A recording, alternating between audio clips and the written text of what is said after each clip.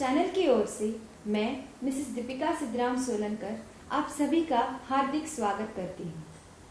राष्ट्रभक्ति के साथ विदेश व्यापार इस विषय पर आज हम चर्चा करेंगे मुंबई के जाने माने विदेश व्यापार विशेषज्ञ एक्जिम गुरु एडवोकेट जयप्रकाश जी सोमानी जी से। एडवोकेट सोमानी जी गत 7 सालों से भारत का विदेश व्यापार बढ़ाने के लिए अथक परिश्रम कर रहे हैं। अभी तक उन्होंने लगभग 2000 सेमिनार्स और 300 फुल डे वर्कशॉप्स का आयोजन किया है। उनके हर एक फुल डे वर्कशॉप के बाद भारत का विदेश व्यापार 50 करोड़ से बढ़ा है। चलिए अब हम इस चर्चा सत्र का आरंभ करते हैं। सोमानी जी, आपका हमारे प्रोग्राम पे हार्दिक स्वागत है। धन्यवाद। सबसे पहले सोमानी जी, हम ये जानना चाहेंगे कि आप विदेश व्यापार के प्रशिक्षण में कैसे आए? मैंने जब MBA foreign trade course complete किया, 2 साल का कोर्स था चेन्नई में, और बाहर निकलने के बाद मैंने सोचा कि कौन से पोर्ट से कौन सा शिप कब जा रहा है, उसका किराया क्या है, मुझे मालूम है। तब मुझे पता चला कि मुझे प्रैक्टिकल ज्ञान कुछ भी नहीं है, ओनली थ्योरेटिकल नॉलेज मैंने लिया है।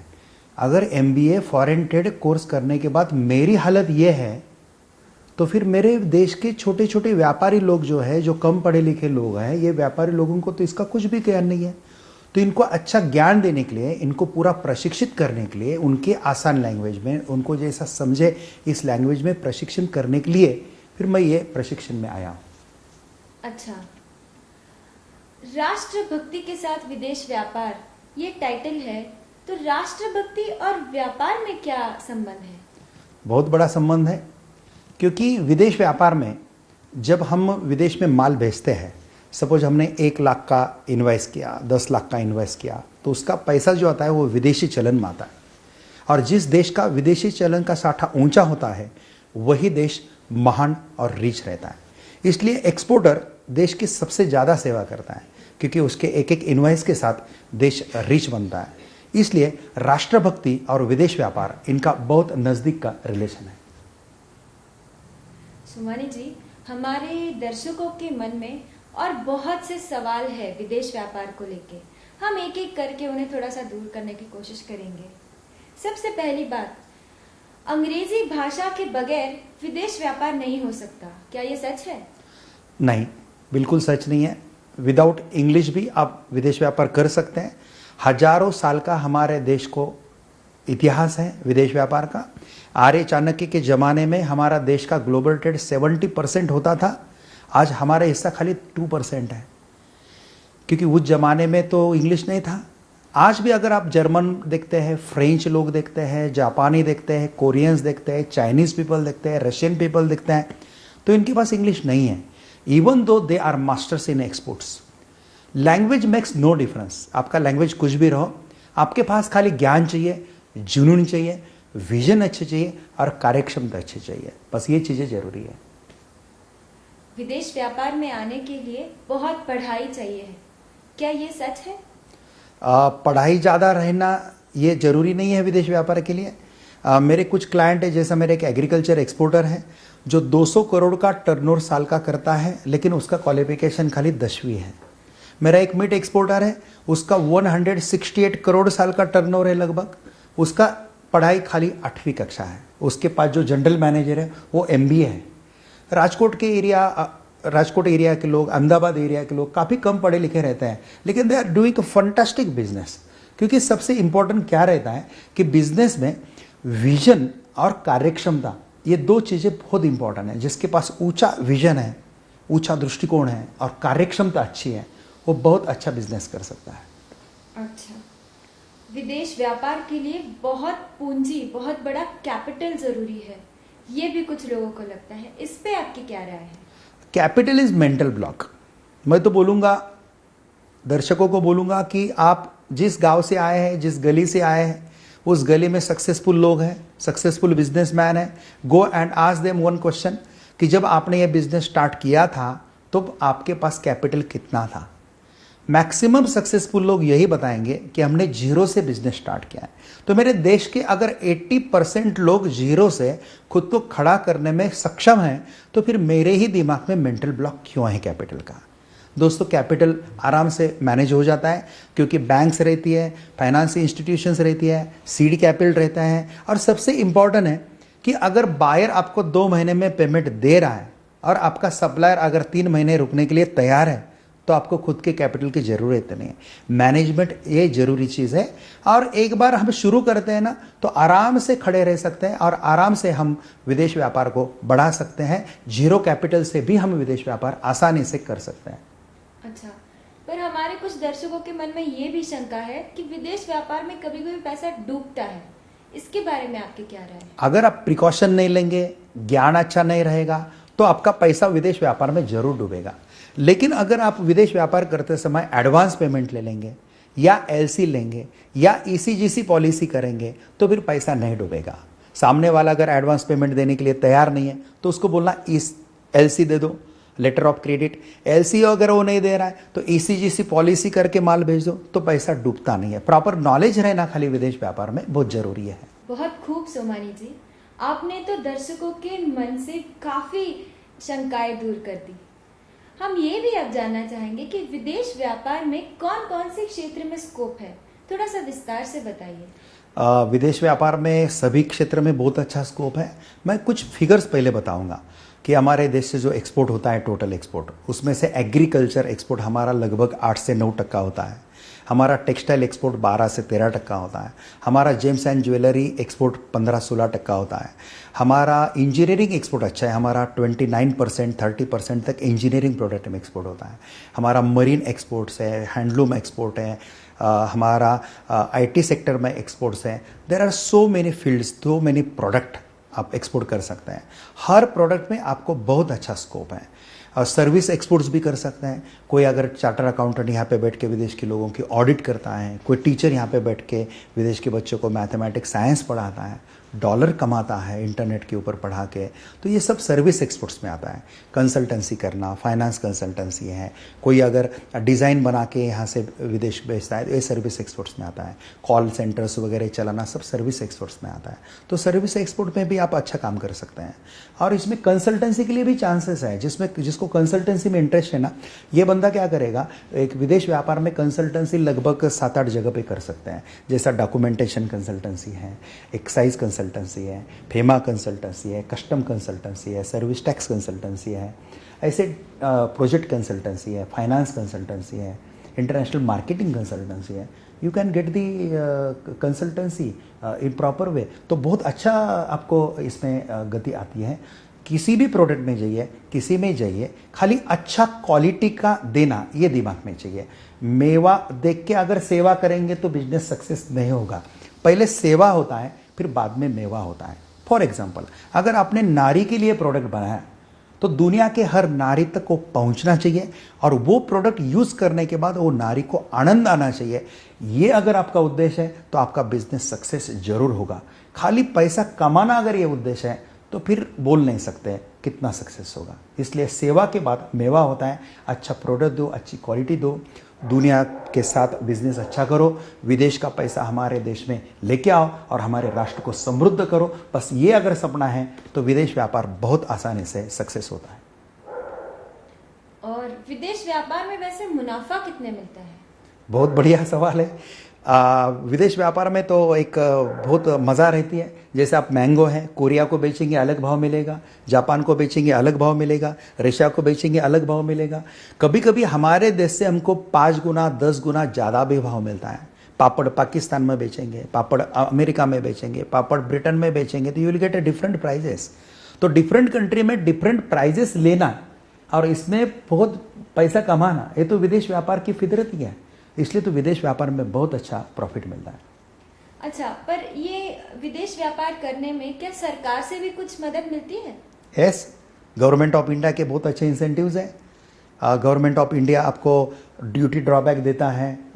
एक लगभग 13 से 14 टाइप के इंसेंटिव हैं। जैसे मैंने आपको ड्यूटी ड्रॉबैक बताया, सेनवेट क्रेडिट है, MAI, MDA ये विदेश यात्रा से बेनिफिट है। आप विदेश में जाते हैं, आते हैं, आना जाना रहना खाना पीना सब खर्चा सरकार कुछ कुछ स्कीम में आपको रिम्बर्स करता है, ये आपको बेनिफिट होता है।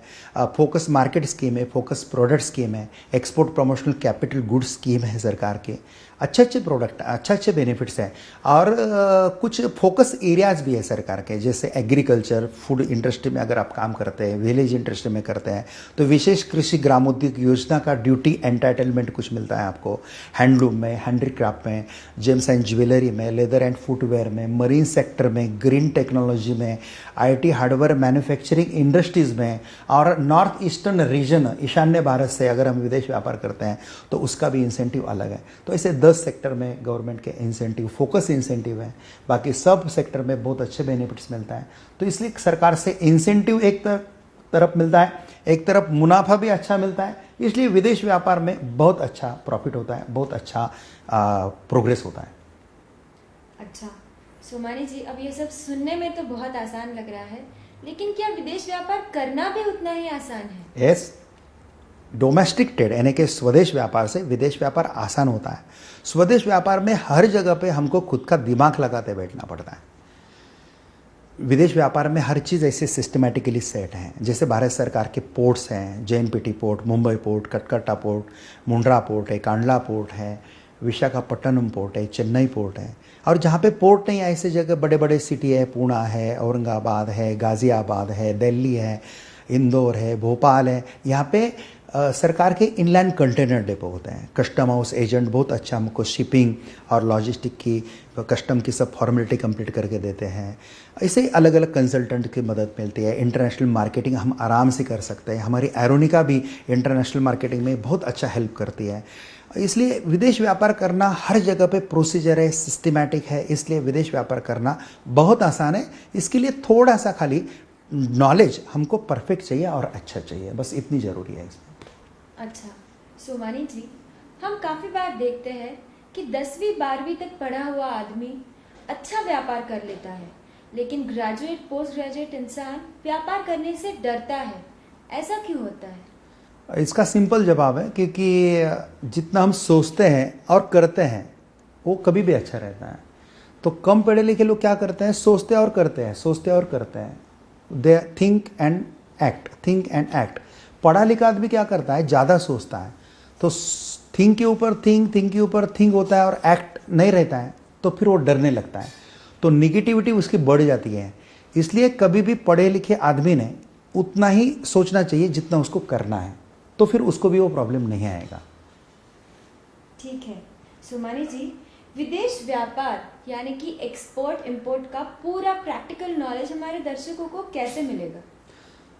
इसके लिए मेरे पुणे बॉम्बे में रेगुलर वर्कशॉप चालू रहते हैं, भारत में भी काफ़ी जगह पे रहते हैं। तो www.nishantpub.com इस वेबसाइट पे जाएंगे तो आपको फुल डे का वर्कशॉप का सर्कुलर मिलता है। उसमें पूरा क्या कवर होता है कुछ ने सब बताया है।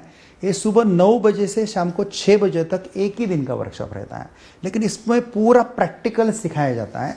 सामने बैठा आदमी 10वीं 12वीं है, कम पढ़ा लिखा है, ऐसे समझ के उसको इतनी बढ़िया समझाया जाता है प्रैक्टिकल एंगल से कि शाम से ही वो बिजनेस शुरू कर सकता है या दूसरे दिन से शुरू कर सकता है। इसका परफेक्ट नॉलेज उसको आता है।